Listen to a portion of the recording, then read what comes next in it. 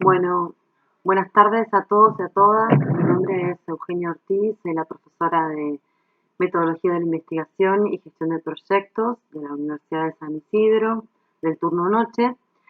Esta materia está orientada y se dicta tanto en la Facultad de Abogacía como para los alumnos de Comunicación y Administración. Este primer video en concreto es una introducción a la materia que se llama Metodología de Investigación y Gestión de Proyectos para algunos y tesis de grado para otros, para los de Derecho. Voy a dar esta introducción en común porque la materia tiene muchos puntos similares, casi todos. La diferencia es que hay como de acuerdo a la disciplina o al objetivo de la materia en cada plan, hay diferentes enfoques y diferentes tipos de ejercitación. En principio entonces voy a hacer esta introducción orientativa. Antes que nada, bueno, estoy en mi casa con mis hijos, que en este momento están durmiendo la siesta y viendo tele otros, así que les digo que puede pasar de todo a partir de ahora.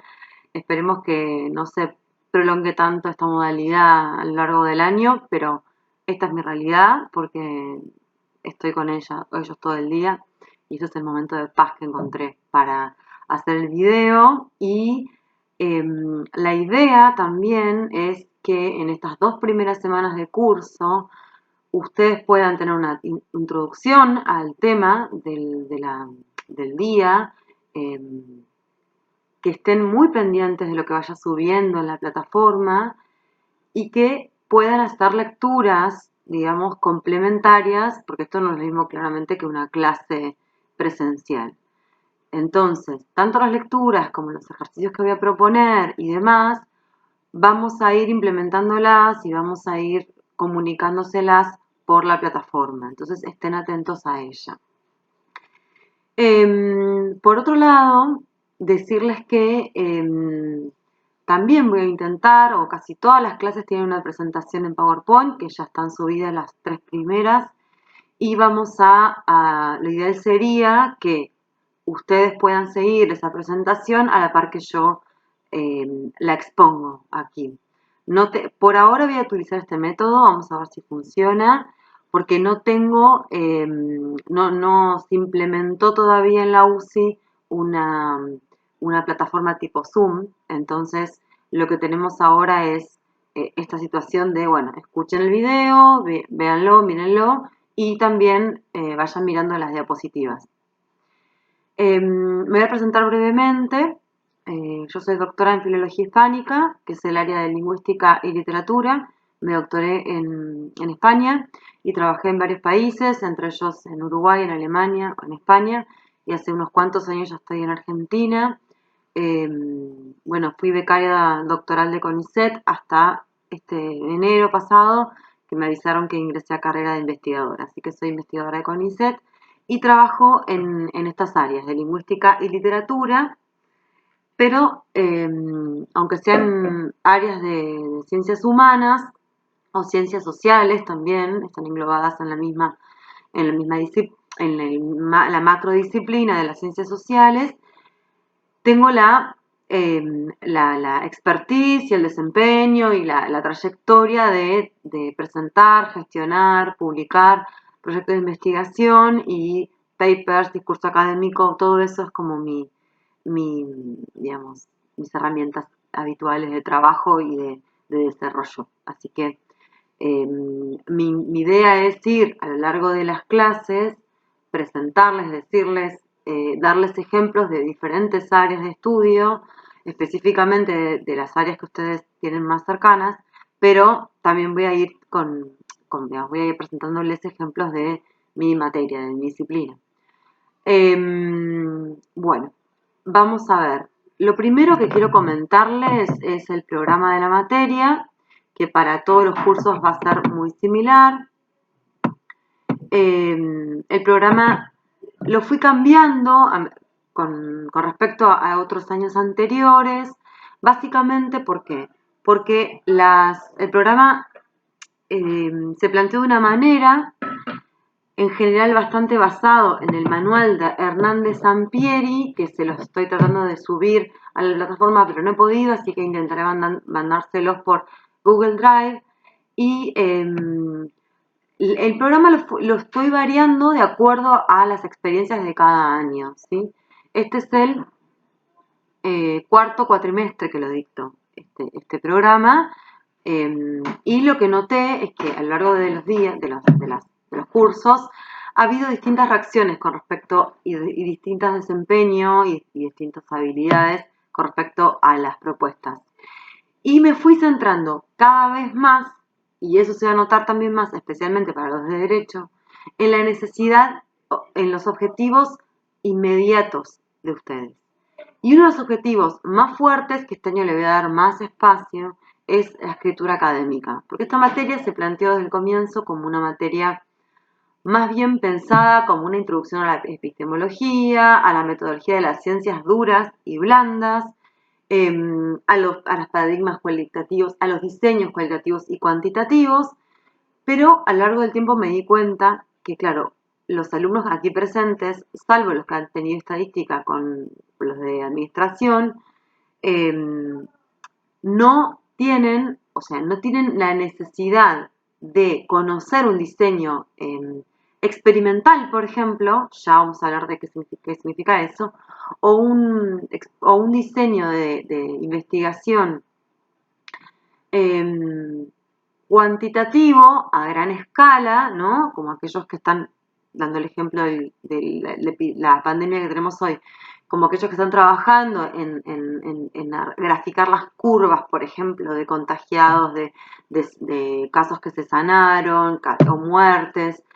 Toda esa gráfica que aparece por todos los medios son gráficas que tienen que ver con un diseño de investigación cualitativo.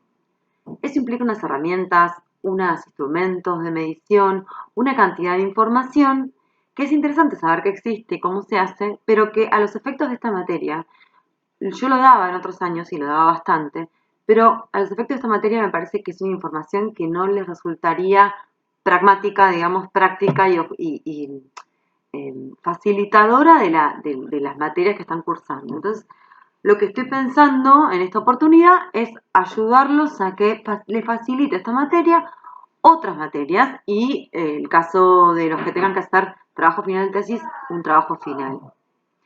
Bueno, vamos a ir entonces al programa, les recomiendo que lo abran. Ahí tenemos bloques temáticos, mientras voy tomando mate. Y el primer bloque temático que vamos a empezar a ver hoy, si no hay ninguna interrupción así en mi casa, el primer grupo temático el bloque temático es realidad y conocimiento, episteme y doxa, epistemología de las ciencias, deducción, inducción, inferencia, diferencias entre ciencias y sus metodologías. Esto es la introducción más teórica que vamos a tener, ¿no? Ahí les recomiendo especialmente, y ahí aparecen en el programa también, las siguientes lecturas. De Klimovsky, Las aventuras del conocimiento científico, el capítulo 1 y 2, que está subido, el de Scaglia, la psicología, conceptos preliminares, el capítulo 4 de la página 47 a la 63, y la ciencia y la hipótesis, la introducción a la lógica de Copy, en la parte de desarrollo de hipótesis. Si hay algún problema, si hay alguna información que no está o alguna página que falta, me la pueden consultar por mail a través de la plataforma, me llega a mi correo. El bloque temático 2 es hablar de los distintos tipos de investigación que hay y elementos básicos del método científico. El bloque temático 3, voy a ir rápidamente por esto, voy a hablar de los paradigmas de los diseños de investigación, la diferencia entre investigación cualitativa y cuantitativa, y especialmente empezaremos a hablar de planteamiento de problema de investigación y formulación de hipótesis. Pero también cómo se conforma un marco teórico y cómo se diseña, ¿sí?, una investigación en relación de acuerdo al área de estudio y a los objetivos de esa investigación. El bloque temático 4, en concreto, va a ser para los de derecho, la investigación en derecho, con soluciones, casos, sistemas normativos y demás. Eso lo vamos a ver en relación a derecho específicamente. Y el bloque temático 4, para los de administración y comunicación, va a hacer lo mismo, pero en relación a las ciencias sociales. El bloque temático en general, ¿no? Así pueden todos recibir ahí una información que les resulte útil.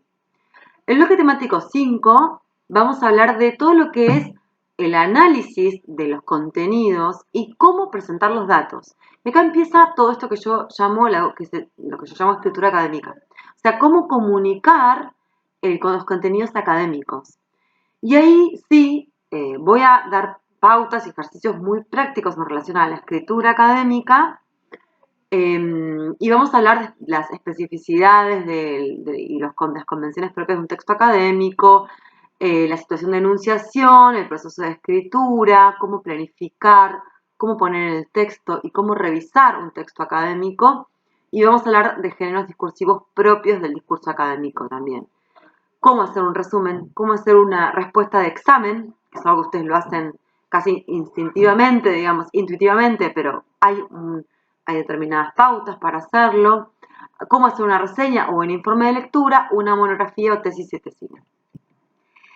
Finalmente, el bloque temático 6, vamos a seguir con este tema del proceso de comunicación de la investigación y cómo hacer un plan de trabajo y un proyecto de investigación. Vamos a hablar también de aspectos narrativos o cómo hacer textos descriptivos y una secuencia narrativa, cómo citar, cómo introducir la palabra ajena, los conceptos ajenos en mi discurso, cómo escribir un texto con coherencia y cohesión textual, cómo usar conectores oracionales, temporales, causales, consecutivos, marcadores discursivos. Ahí entra toda una serie de conceptos de lingüística que yo se los voy a compartir, pero digamos que no es la gramática de la escuela, no es lo que habrán visto en prácticas de lenguaje en la escuela, sino que tiene más que ver con una gramática textual, o sea, ver cómo en el texto se puede introducir el texto ajeno, los conceptos ajenos, cómo resumir, cómo citar y demás. Y al final vamos a dedicarnos a cómo presentar esos resultados. Cada uno de ustedes va a tener que hacer un proyecto de investigación, los que tengan que hacer tesis para tesis, los que no tengan que hacer tesis, algo que les interese hacer, así que vayan pensando qué tema dentro de su disciplina o no, que algo que no sea de su disciplina les interese, ¿no? Sobre cuál les interesaría trabajar y estudiar, digamos, a lo largo de todo el curso. Y también, para los que no tengan que hacer tesis, esto va a ser la instancia de ir cerrando lo que es la presentación del proyecto de investigación y una monografía que van a tener que presentar para el final y defender en el final. ¿Sí? Bueno, hasta acá el programa. Vamos a empezar a hablar rápidamente de la presentación que tenemos ahí. Si tuviéramos, yo les puse la presentación aparece con una tortilla de papas, ¿no? Y ustedes dirán, ¿qué tiene que ver una tortilla de papas con esta materia? Siempre les doy el ejemplo de la tortilla de papas. Uno podría decir, bueno, ¿cómo hago una tortilla de papas? Dice, bueno, mezclas huevo, mezclas las papas, a veces ya fritas, a veces ya cocidas, que eso le hace, o sea, casi siempre te recomiendan que las sofríes antes, ¿no? Que las pongas como que tengan un punto de cocción en la cáscara, digamos, en la cáscara no, en la superficie y no en la parte de adentro, y después las mezcles con el huevo, pero también puede ser un omelette, y entonces ahí mezclar cebolla o, no sé, queso. Bien, eso está muy bien. Tenemos esos ingredientes, los mezclamos y los tiramos a una sartén con aceite. La pregunta es, ¿qué pasa si tiramos ese contenido, digamos, esa mezcla sobre una sartén que tenía aceite frío? ¿Queda la tortilla? se pega. ¿Y qué pasa si hacemos lo mismo con una sartén con aceite bien caliente? El resultado es otro. Y ahí está el secreto de hacer una tortilla.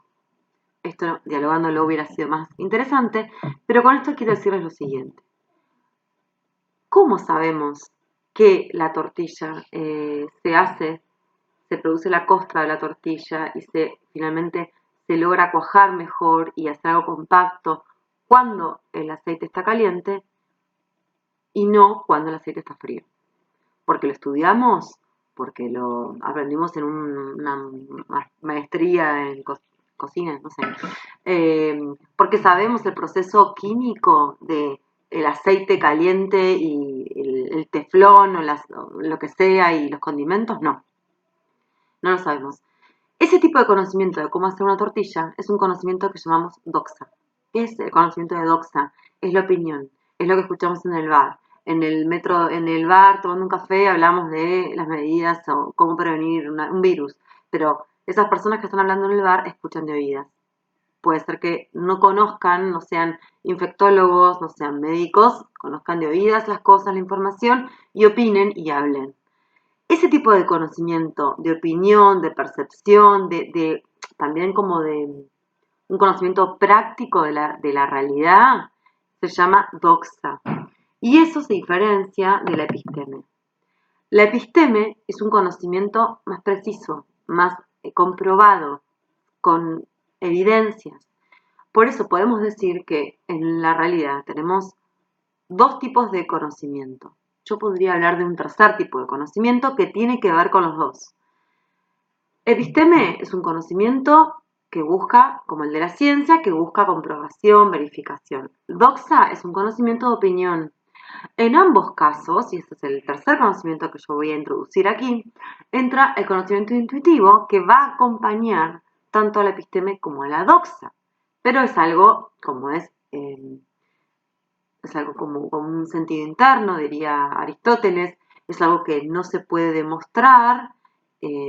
Vamos a dejarlo un rato al costado, pero está bueno que sepamos que el conocimiento intuitivo también guía nuestro acercamiento a la realidad. Bien, lo que es la ciencia entonces tiene más que ver con la episteme, un conjunto de conocimientos racionales, ciertos o probables que, obtenidos de manera metódica y verificados en su contrastación con la realidad, se sistematizan orgánicamente haciendo referencia a objetos de una misma naturaleza cuyos contenidos son susceptibles de ser transmitidos.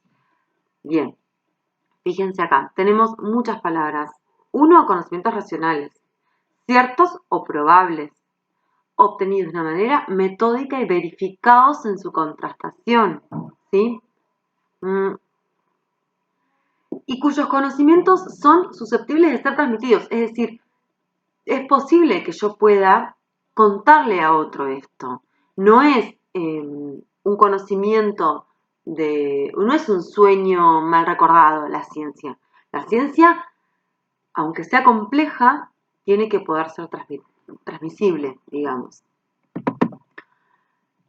¿Qué tipo de conocimiento implica la ciencia? Por un lado, la ciencia implica varias acciones. La primera, la observación. La observación puede ser espontánea o controlada. En la ciencia también, es decir, yo puedo observar un fenómeno social y observarlo espontáneamente, ir a una plaza un día como hoy y ver cuántos chicos hay, cuántos no hay. No sé, si tienen barbijo, ¿no? Perdón, voy a hacer comentarios todo el tiempo así, pero bueno.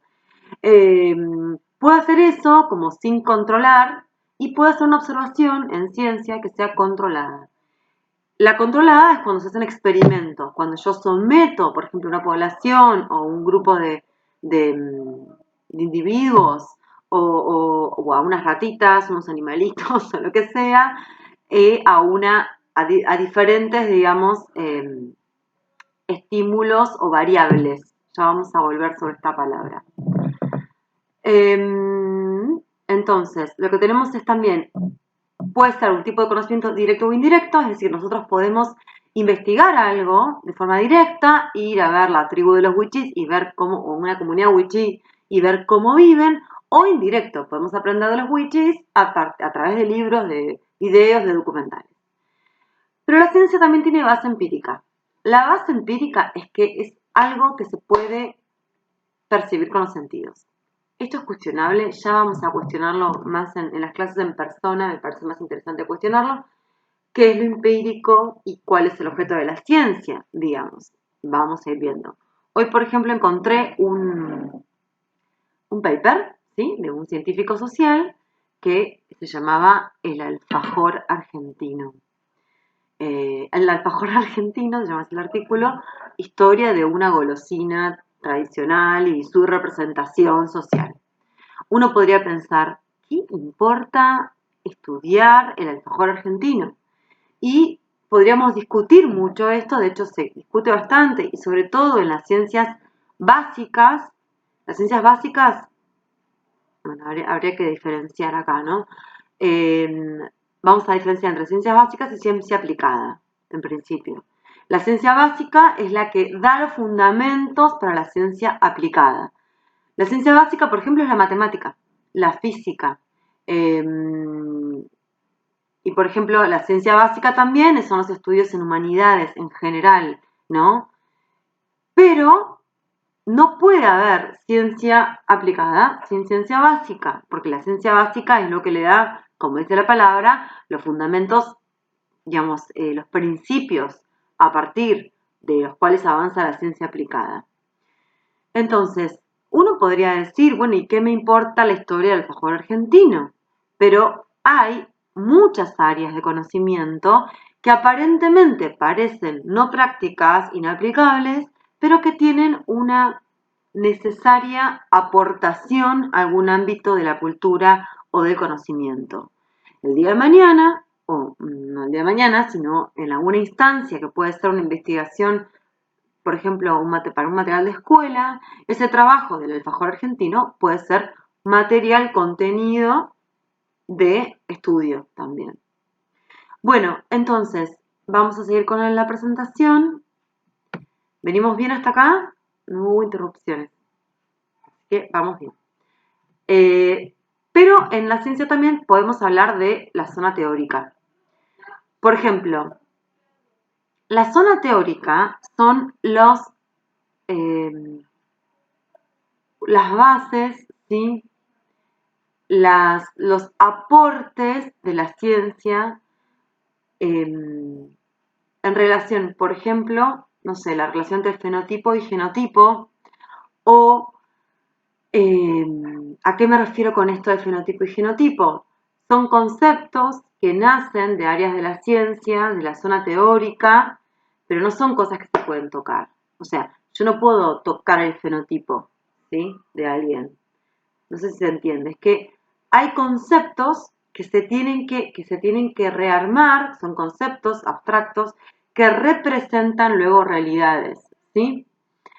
Lo mismo con las respuestas de grupos y violencia, es otro ejemplo. Bueno, podríamos tener muchos. Hay, en esa zona teórica, ¿sí?, es donde se producen los aportes de las ciencias básicas hacia las ciencias aplicadas.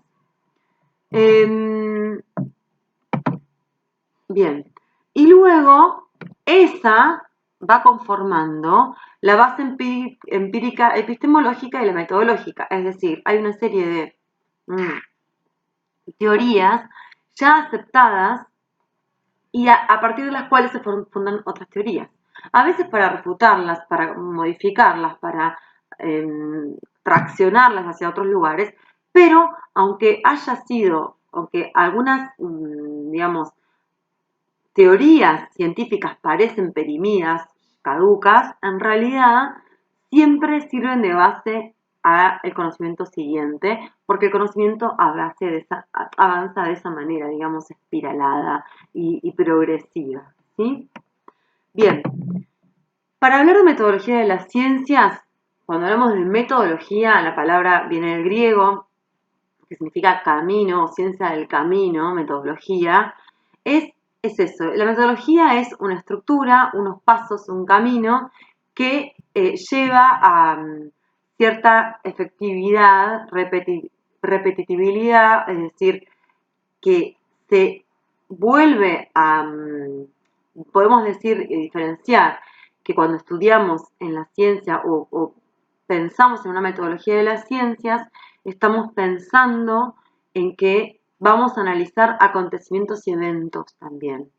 Esa diferencia entre acontecimiento y evento es importante, porque no podemos hacer ciencia con un acontecimiento, es decir, con algo, ¿sí?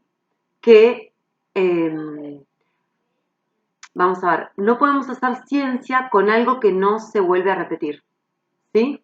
Entonces, lo que se vuelve a repetir tiene una característica que puede ser analizado mediante una metodología. Lo que no se vuelve a repetir, no.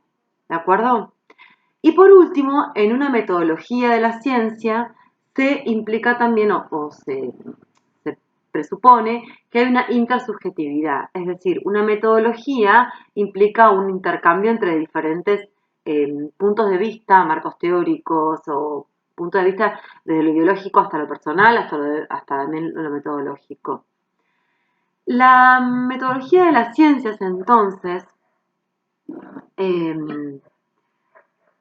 se basa en estos aspectos generales, implica siempre lo metodológico algo que pueda ser reproducible, o sea, yo si hago una investigación de campo con un grupo humano para ver cómo determinado método educativo sirve, tengo que poder hacerlo con otro grupo humano, ¿sí?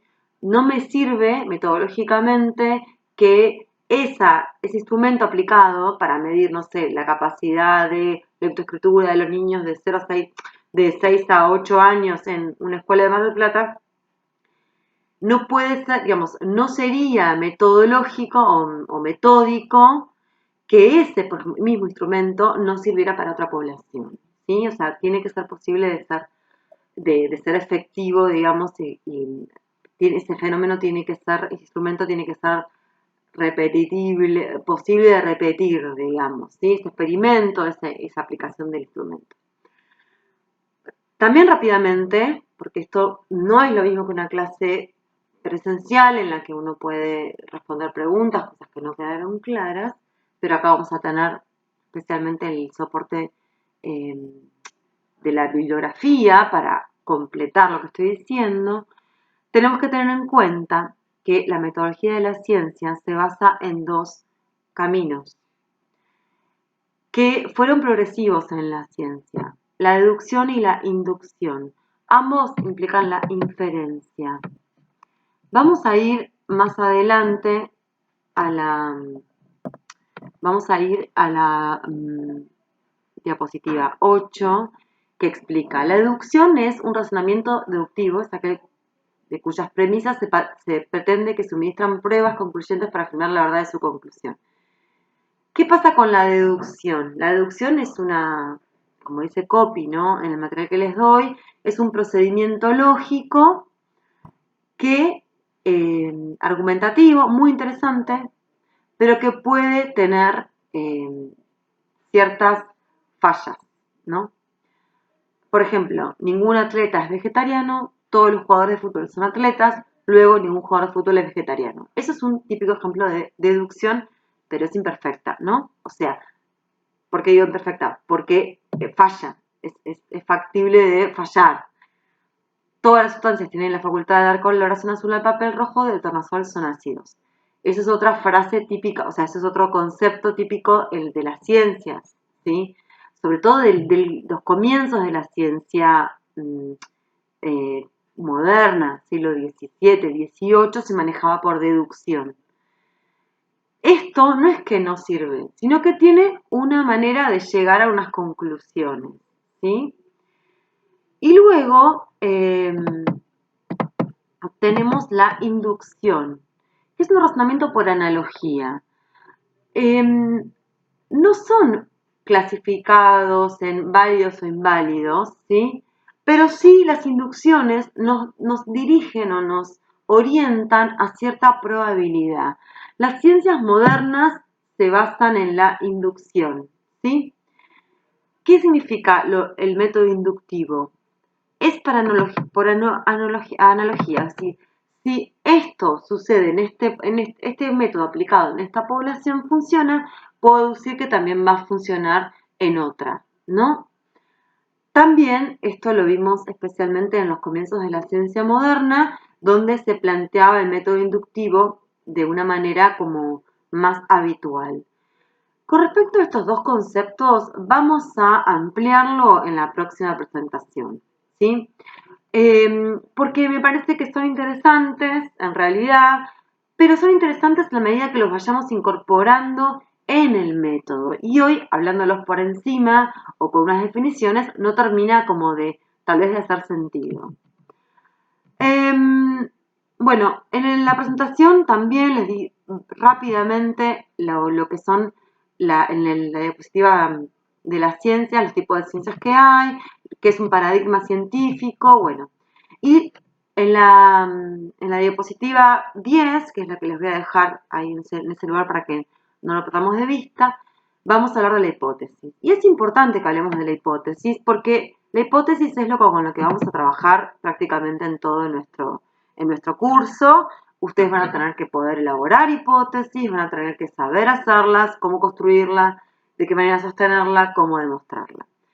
La hipótesis es una conjetura, decía la definición. Una conjetura significa es una idea que todavía no se termina de comprobar, ¿no? Entonces, las conjeturas no es que no tienen, ay, perdón el ruido del mate, no es que no están nacidas en la realidad, pero sí tienen esto de que, bueno, es una sugerencia, digamos, de nuestra, o una aproximación, una posibilidad, podríamos decir, ¿no? Una hipótesis hipótesis es distinto a tesis, ¿verdad? Esto ya lo habrán visto en la escuela. Hipótesis, tesis. Hipótesis es esa conjetura, esa probabilidad, esa posibilidad. Y la tesis es la confirmación de esa hipótesis. Por eso decimos que cuando una hipótesis llega a estar conformada se transforma en teoría y cuando alcanza, después de una gran masa de pruebas acertadas, una verificabilidad universal, se convierte en ley. Aunque podríamos decir que todas las teorías son hipótesis, porque como sabemos que la ciencia evoluciona a partir del paso anterior, podemos decir también que todas son hipótesis, nunca llegaremos a la gran teoría del universo, o sí, no lo sabemos. ¿Cómo verifico mi hipótesis? Se puede verificar de forma directa, es decir, por ejemplo, con experimentos, con observación de campo, en el caso de la antropología, por ejemplo, o indirecta a través de estudios, a través de entrevistas, a través de otros instrumentos o simplemente de bibliografía. Es decir, ahora estamos hablando un poco en el aire, pero con el tiempo vamos a poder entender bien a qué me refiero con la verificabilidad. Rápidamente, y para ya ir cerrando, porque fue mucha información hasta para la primera clase, me parece a mí, porque además van a tener un ejercicio para hacer y entregar. Las características de una hipótesis son la tingencia, la posibilidad de ser sometida a prueba, la compatibilidad con hipótesis anteriores confirmadas, poder predictivo y explicatorio y la simplicidad. Algo atingente es algo adecuado, es decir, una hipótesis no puede ser algo totalmente volado, es decir, el coronavirus lo inventaron los marcianos, por ejemplo. Hay muchas hipótesis, lo sé, sobre el coronavirus, pero podemos decir que la tingencia es algo que se valora mucho en las ciencias, ¿no? O sea, que sea adecuado. Es una hipótesis adecuada a la realidad. No puede ser una cosa totalmente volada, sin ningún tipo de probabilidad. Luego, la hipótesis tiene que poder ser sometida a prueba. O sea, cualquier hipótesis, para que sea válida en su enunciación, tiene que poder ser sometida a prueba. Entonces, yo digo que los marcianos inventaron el coronavirus, no puedo mostrar la posibilidad de ser sometida a prueba a eso, salvo que tengan, no sé, que estén en el área 51. No sé. Bueno, y luego tiene que ser compatible con otras hipótesis bien confirmadas y tiene que tener esa capacidad también de ser de lo predictivo y explicatorio, o sea, eso es importante. no tenemos que perder de vista que una buena hipótesis tiene que ser capaz de explicar muchas más cosas.